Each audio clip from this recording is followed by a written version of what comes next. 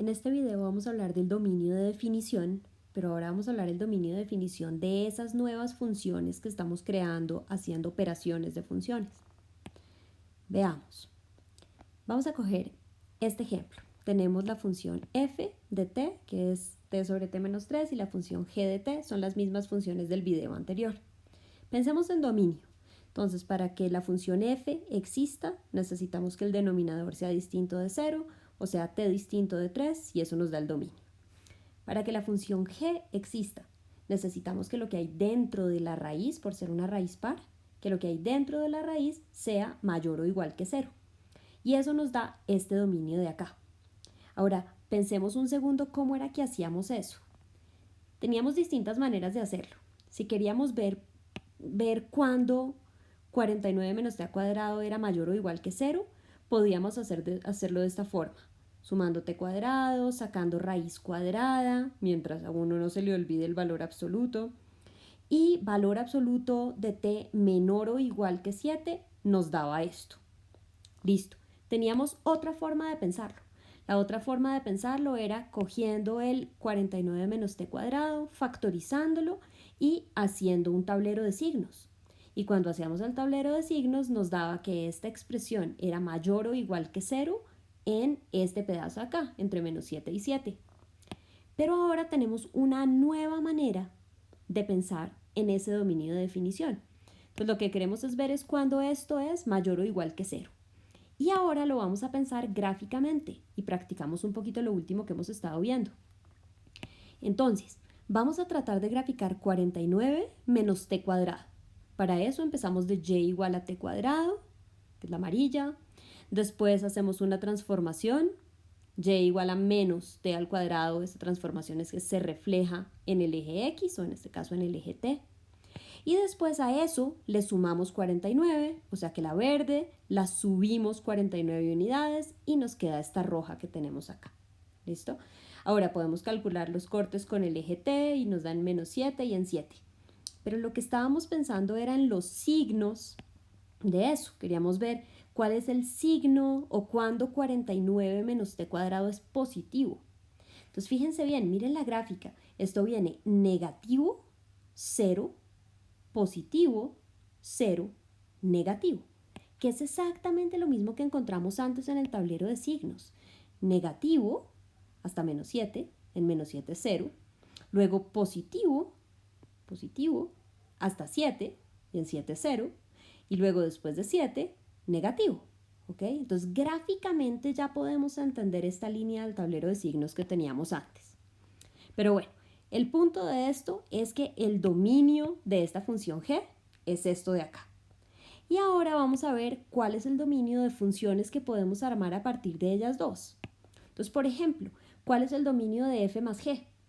Entonces recuerden que la función f más g de t es f de t más g de t. Ahora, si queremos hacer el dominio de esto, pues es lo mismo de siempre. Necesitamos que los denominadores sean distintos de 0 y que lo que hay dentro de la raíz par sea positivo o 0. Entonces juntamos esta condición y obtenemos el dominio de f más g. Desde menos 7 incluido hasta 7 incluido, pero quitando el 3 que está entre ellos dos. Bien, miremos ahora cuál es el dominio de la función f por g. Entonces f por g de t es f de t por g de t. ¿Listo? Y salen las mismas condiciones de antes. T menos 3 tiene que ser distinto de 0, 49 menos t cuadrado tiene que ser mayor o igual que 0, y si juntamos ambas condiciones obtenemos exactamente lo mismo. Ahora veamos un ejemplo donde las cosas se complican. ¿Cuál es el dominio de la función f sobre g? Entonces, f sobre g de t es f de t sobre g de t. Ahora, esto podríamos hacer la oreja y simplificarlo y nos queda así. Sin embargo, cuando uno va a pensar en el dominio de definición, lo tiene que pensar antes de simplificar. O sea, apenas escriben la función, ahí se piensa en el dominio y no después, porque al simplificar pueden cambiar cosas. Entonces, cojamos esta. Denominador es distinto de 0. Acá tenemos un denominador, ese denominador debe ser distinto de 0. Pero aquí arriba tenemos otro denominador que también debe ser distinto de 0. Y además tenemos una raíz par. Entonces lo que hay dentro de la raíz par debe ser mayor o igual que 0. Listo. Esta condición me da que t es distinto de 3. Esta condición, entonces eleven aquí al cuadrado a ambos lados y después despejen t cuadrado, sacan la raíz y les queda más o menos 7, que t tiene que ser distinto de más o menos 7. Y la condición 3, que ya la habíamos hecho antes.